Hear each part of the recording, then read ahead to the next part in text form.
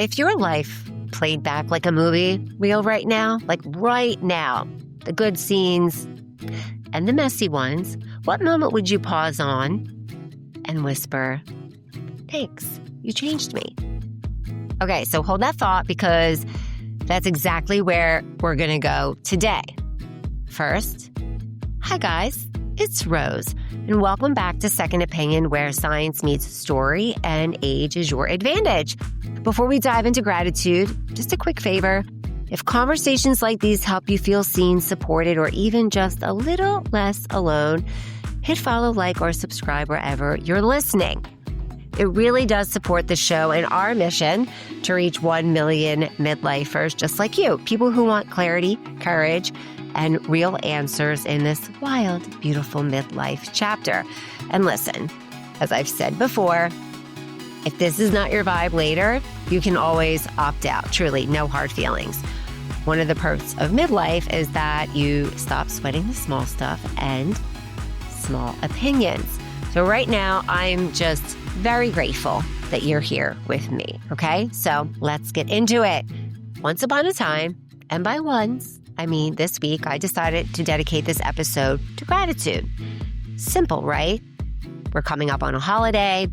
But here's the thing about gratitude. It's not just a feeling.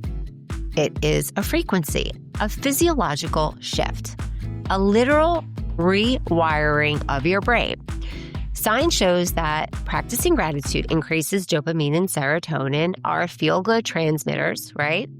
This is documented by many, many medical institutions.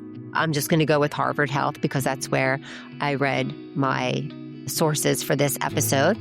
It lowers cortisol. So gratitude lowers cortisol, our stress hormone, and that has been documented by the Mayo Clinic. And consistent gratitude, right? Gratitude every single day, our gratitude practice strengthens neural pathways that make us more resilient and more open to joy, according to positivepsychology.com. I'm sharing all of these sources with you to just show you that this isn't woo.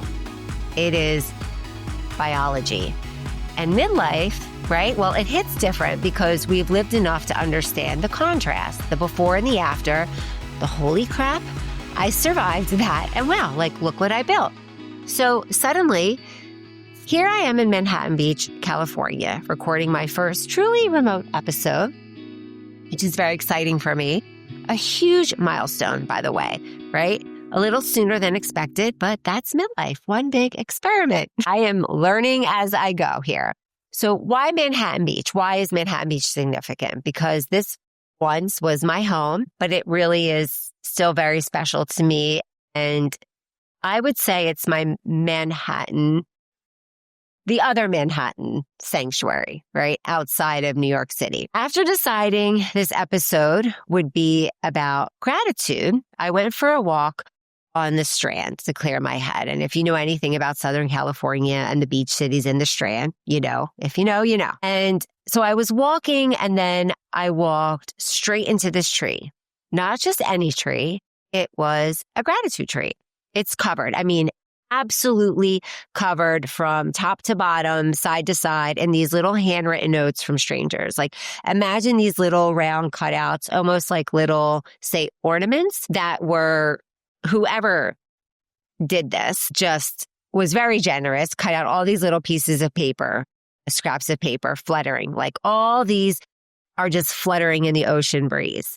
And then next to it was a tiny little tin bucket with pens and then more blank pieces of paper, inviting anyone to add their own note of gratitude and thanks. And I stood there reading them one by one. It's really quite a beautiful thing to see. All of these just little pieces of paper. Some of the notes on there were family, being cancer-free, friends, my dog, living in Manhattan Beach, God, parents, the ocean, nature, community, having a baby, creating life, love, the ability to chase my dreams, my daughter, The list went on and on and on. And one made me laugh. It said, our World Series. Touche, Dodgers and Dodgers fans. Well earned, right? And this is from a New York Yankee fan. It was beautiful and heartwarming. Very much so. And as I was reading these little messages, people were walking by, and this tree, it sounded like this tree might have been there from last year, and people were continuing to do it for this year because people were saying, oh, I'm wondering if they were going to start a new tree, but it seems like they're just keeping this tree. And here's what struck me. Now, one note said, my car, my bag, my watch, my kitchen renovation. It was people, it was connection, it was health, it was hope.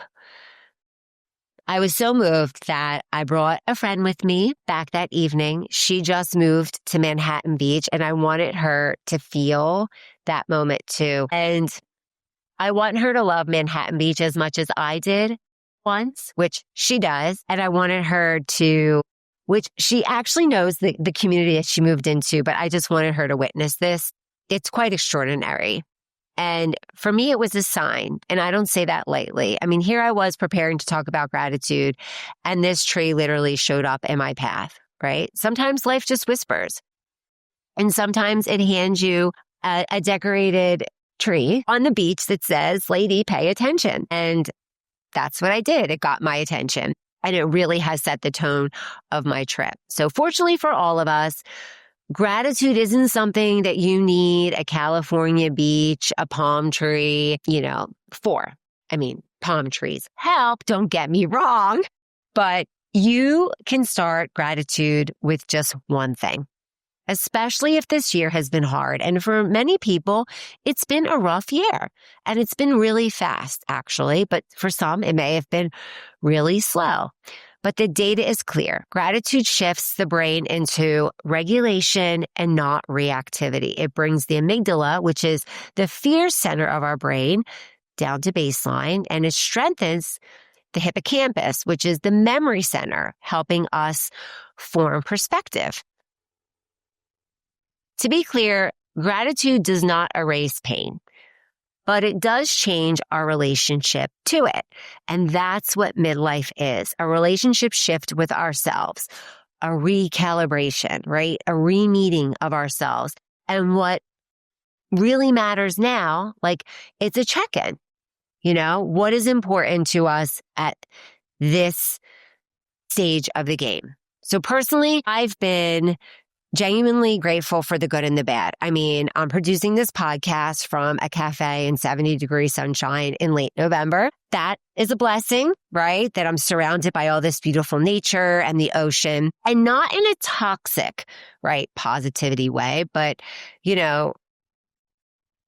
a this shaped me more than I realize type of way. Does that make sense? For one, I'm grateful for the landlord who kept raising my rent. Right? She kept raising my rent by $500 every single month, right? It pushed me. It pushed me really hard to buy my apartment in New York City. This time last year, my back was pretty much up against the wall, right? I never imagined owning a place alone in New York City. So I'm extremely grateful for what I have accomplished this year. I'm grateful for some of my past coworkers. I'm going to keep it above bar here and won't say anything else, but there have been some very interesting coworkers of mine along the way. And quite frankly, they were the reason I moved on from a situation. But I reached higher and demanded better. And spoiler alert, they're still bitter and I'm thriving, right? So you might be able to relate to this. Again, this isn't throwing shade at everybody, but, there are some difficult people out there. But, in some indirect way, they actually get us to where we need to be. They give us that little nudge, that little, kick in the arse. I am grateful for my health, for being able to climb stairs, even the 5th floor walk up, right, where my rent was raising faster than the steps. I can work long shifts. I'm able, right? I hike, lift weights, and just breathe. I'm grateful for my family, my father who had a lung transplant a couple of years ago, and he is still keeping us on our toes. It's a total blessing. I'm grateful that I get to build my own life, earn my own way, create a home, not one terrace, but two, which is unimaginable in New York City. And I'm grateful for you, this community in over 17 countries, people who choosing curiosity, courage, and midlife reinvention every single day, right? And with all of that, with all these feelings and emotion, I'm going to cut to some science because I want to ground this in research because I love data. And I'm going to go over with you how gratitude does scientifically affect the brain, right? Harvard Health, Mayo Clinic, Psychology Today, Positive Psychology, right? I'd say some of the top sources I pulled my information from for this podcast. So again, dopamine and serotonin boost, gratitude lowers cholesterol, right? So reduced stress and anxiety, right? Overall, neuroplasticity, which really means just rewiring your brain for positivity, better physical health, right? Because we're going to have better sleep, lower inflammation, improved heart health, lower blood pressure, right? That's really important for our cardiovascular system and enhanced connection. Gratitude activates regions of our brain that are tied to empathy and bonding. And all of these reasons, right? This is why gratitude isn't just a holiday theme. It is a health strategy. I know sometimes we forget to make time for gratitude. And here's the thing. It turns out that gratitude it's not about ignoring what's hard, right? It's not about avoiding pain, although we naturally want to do that, but that's not the point. It's about noticing what holds you up, right? And if this year has been heavy, if you're grieving, rebuilding, exhausted, or just not really feeling yourself right now, start small. You don't have to start big. Right? So 3 tiny places that you can begin because our brain tends to process things in threes easier. So awareness, right? So let's just focus on one thing that didn't suck, right? Whether it's today, this year, this hour, whatever feels most real for you. Or even better, what is one thing that's good, right? Start there. I love that. Right? I'm going to try to adopt that, actually. I'm going to start doing that right now, actually. Why wait till next year? Appreciation. Say it out loud, right? Your brain processes speaking gratitude differently, right? It hits different when you say it out loud, especially for people in your life, right? I'm sure they would really enjoy hearing how you feel about them, for sure. And then action. Third thing, tell someone why you appreciate them. A text, a voice memo, a note in the kitchen, a Post-it. It matters. And most importantly, let yourself receive gratitude too. Let yourself feel the love. When somebody compliments you, says a kind word to you, don't negate it and say, oh no, blah, blah, blah. I know I used to do that. I tend to still do that sometimes, but let yourself, receive. It is midlife especially is not the time to shrink, right? It's the time to root yourself. So I hope these 3 simple things, right, that don't cost anything, you could do on the go, anytime, any place, anywhere, were helpful for you. And I'm doing this alongside you, right? And I actually, even this week when I was, realizing the holidays are coming up, it's like gift giving even, as we head into this holiday season, it doesn't have to be extravagant, right? It could just be a small note of appreciation. And maybe if, it changes the narrative a little bit because it can be stressful buying gifts for people, right?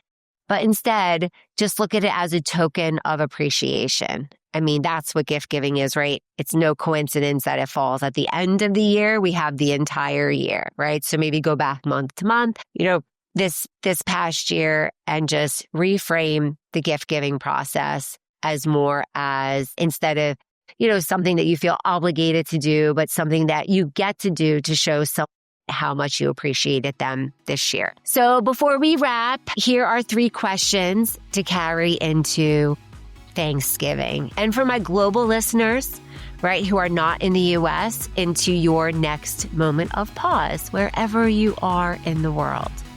So what challenged you this year that you're secretly grateful for? Who showed up for you, even in small ways? And have you told them? Have you let them know that they showed up for you in small ways? And 3, what's one thing you can appreciate about yourself right now without fixing anything? Your big, beautiful, messy self right now. I am sure there is something that you can thank yourself for right now. Maybe it's listening to this podcast, right? So I would not negate that at all. The bottom line is you don't need a massive plan. Just 5 minutes of courage and one small next step. All right, everybody. It has been such a pleasure connecting with you today. If this helped, follow, rate, or share this episode with just one friend who might need it, right? Your text could be their turning point. And if my voice isn't your vibe later, like I said earlier, totally cool. You can unsubscribe and you will probably not be the only one. So no hard feelings here. That is the beauty of midlife. We don't cling. We choose. Thank you for sharing your time with me today. You could be anywhere, doing anything, listening to anyone, right? Or anything, but instead you chose to be here. And I, my friends, are grateful for that deeply. Signing off from Los Angeles, I'm Rosemarie Beltz, and this is Your Second Opinion, where science meets story and age is your advantage. See you next time, and happy Thanksgiving wherever this finds you.